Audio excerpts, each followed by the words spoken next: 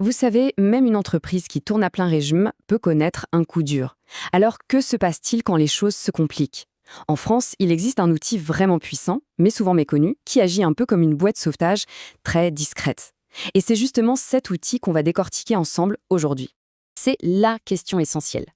Imaginez une boîte parfaitement viable, avec un super produit, des salariés compétents, mais qui, d'un coup, fait face à un problème de trésorerie ou à une difficulté imprévue. Existe-t-il une solution avant la crise totale? La réponse, heureusement, est oui. Alors rentrons dans le vif du sujet. On ne parle pas ici d'une entreprise qui est déjà au bord du gouffre, attention, non. On parle d'une société qui a tout pour réussir, mais qui traverse une zone de turbulence, que ce soit d'un point de vue financier, économique ou même juridique. Et c'est ça, le point absolument crucial. Cette procédure est préventive. Elle peut être lancée non seulement quand les problèmes sont déjà là, mais aussi quand on sent qu'ils arrivent, qu'on peut raisonnablement les anticiper. C'est un outil de gestion proactive, pas juste une solution de dernier recours. Et cette fameuse bouée de sauvetage, elle porte un nom, la procédure de conciliation. Oubliez tout de suite l'idée d'un combat judiciaire, pensez plutôt négociation. Une négociation menée dans le plus grand secret pour reprendre les commandes. Bon alors concrètement, qu'est-ce que c'est? C'est un mécanisme qu'on qualifie d'hybride.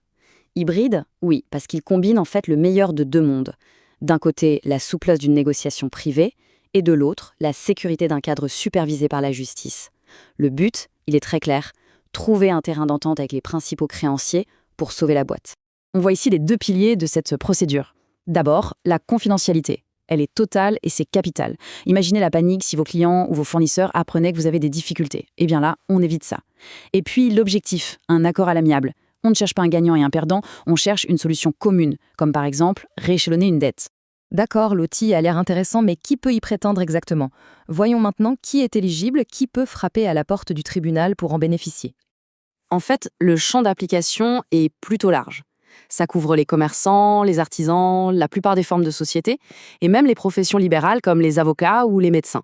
En gros, une bonne partie du secteur privé peut y avoir recours. Mais attention, il y a une règle d'or, une limite de temps à ne surtout pas dépasser pour pouvoir lancer cette procédure. C'est vraiment ce qui fait la différence entre la prévention et la gestion de crise pure et dure. Et le chiffre magique, c'est celui-ci, 45 jours. L'entreprise ne doit pas être en cessation de paiement depuis plus de 45 jours. En français simple, ça veut dire quoi? Ça veut dire qu'elle n'arrive plus à payer ses dettes qui sont dues, comme les salaires ou les factures des fournisseurs. Si on dépasse ce délai, c'est trop tard pour la conciliation. D'accord, alors comment ça marche en pratique? Regardons un peu le déroulé de la toute première demande jusqu'à la nomination de la personne qui va mener les négociations. Le processus est très cadré. Tout commence avec une démarche volontaire du dirigeant. Ensuite, le président du tribunal regarde le dossier, vérifie la situation, et si tout est OK, il nomme un conciliateur. Cette personne, c'est un expert qui va avoir 4 mois et potentiellement 1 mois de plus pour réussir sa mission. Cette phrase résume parfaitement son rôle. Il faut bien comprendre, le conciliateur, ce n'est ni un juge, ni un arbitre qui va trancher. Non, son job, c'est d'être un facilitateur, un médiateur. Sa seule mission, c'est de mettre de l'huile dans les rouages pour qu'un accord puisse enfin voir le jour. Imaginons que les négociations aboutissent. Super, la mission est un succès, mais ce n'est pas tout à fait fini. À ce stade, l'entreprise se retrouve face à un choix vraiment crucial sur la manière de formaliser cet accord. L'entreprise arrive à un carrefour avec deux chemins possibles. D'un côté, ce qu'on appelle la constatation de l'accord, qui reste totalement confidentielle. De l'autre, l'homologation, qui, elle, rend l'accord public. Deux voies avec des conséquences très différentes. Alors, comparons un peu ces deux options. La constatation, c'est la voie express et discrète. Le président du tribunal prend acte de l'accord, il devient exécutoire et l'affaire est close. L'homologation, c'est plus officiel. C'est tout le tribunal qui examine l'accord pour être sûr qu'il permet bien de sauver l'entreprise. C'est plus lourd et surtout, c'est public.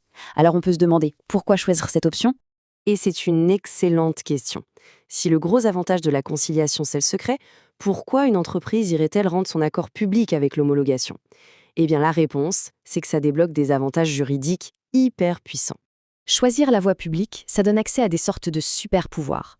Par exemple, ça lève une éventuelle interdiction bancaire. Ça sécurise aussi les paiements récents et ça protège les créanciers qui ont joué le jeu. Mais le plus important, le vrai game changer, c'est ce dernier point, le privilège de New Money. Et ce privilège, c'est une petite révolution. En gros, il garantit à ceux qui apportent de l'argent frais pour aider l'entreprise, la fameuse New Money, qu'ils seront tout en haut de la liste pour être remboursés, quoi qu'il arrive par la suite. C'est l'argument massu pour convaincre de nouveaux investisseurs de remettre au pot. Bien sûr, malgré tous ces efforts, la mission du conciliateur n'a pas une fin garantie. Il y a deux issues possibles, soit ça marche, soit ça échoue. C'est assez binaire en fait. Soit on trouve un accord, et dans ce cas l'entreprise peut repartir sur de bonnes bases, soit les négociations n'aboutissent pas, et la procédure de conciliation s'arrête là. Il faut aussi savoir que si la situation de l'entreprise s'aggrave au point de devoir ouvrir une procédure de redressement ou de liquidation judiciaire, la conciliation prend fin automatiquement. C'est une tentative, pas une garantie de succès. Et tout ça nous ramène à la grande question stratégique pour l'entreprise qui a réussi sa négociation. Faut-il jouer la carte de la discrétion absolue avec la constatation pour que personne ne sache rien? Ou au contraire, est-ce qu'il vaut mieux opter pour la publicité de l'homologation afin de débloquer ces fameux avantages et attirer de l'argent frais? C'est un choix vraiment délicat qui peut conditionner tout l'avenir de l'entreprise.